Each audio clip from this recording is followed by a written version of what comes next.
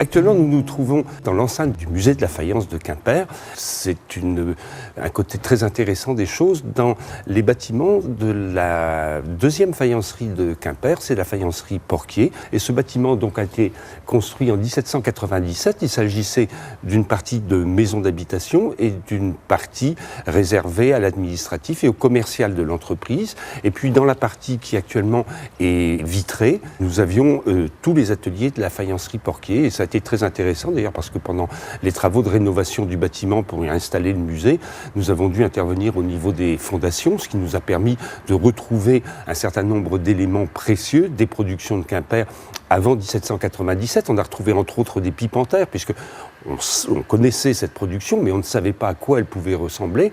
Et puis, on a retrouvé, ça a été une très agréable surprise, au niveau de la porte d'entrée du musée, eh bien, on a retrouvé quelques restes de l'atelier d'Alfred Beau, donc qui va s'associer à partir de 1873 à Porquier pour donner la célèbre marque Porquier-Beau.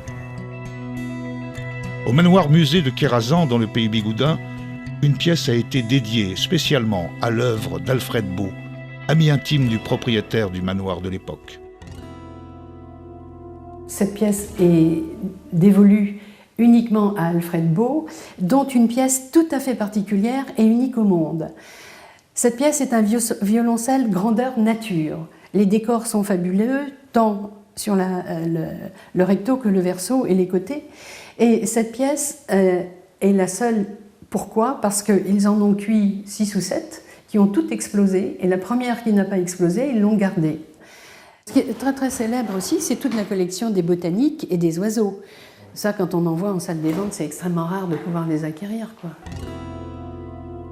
Il puise beaucoup dans la tradition locale, dans l'environnement local. Il fait poser des ouvriers, des ouvrières des faïenceries qu'il prend comme modèle, et c'est ainsi que le genre breton va apparaître dans la céramique de Quimper. Et puis il fait des pièces de très grand prestige qui sont des véritables tableaux sur faïence. Il faut rappeler que ces tableaux sur faïence sont peints sur émail cru et que par conséquent, aucun remords, aucun repentir, aucune retouche n'était possible. Donc ce sont des œuvres qui montrent la très grande virtuosité technique atteinte par Alfred Beau, qui a une éducation artistique, qui fréquente des peintres paysagistes de son temps, et qui veut en quelque sorte rivaliser ou montrer que lui aussi est peintre, mais il est peintre céramiste. Donc il réalise ce genre de grands tableaux qui montrent ici l'Odée vue de Logmaria, qui est certainement un des chefs-d'œuvre absolus de la céramique de Quimper au XIXe siècle.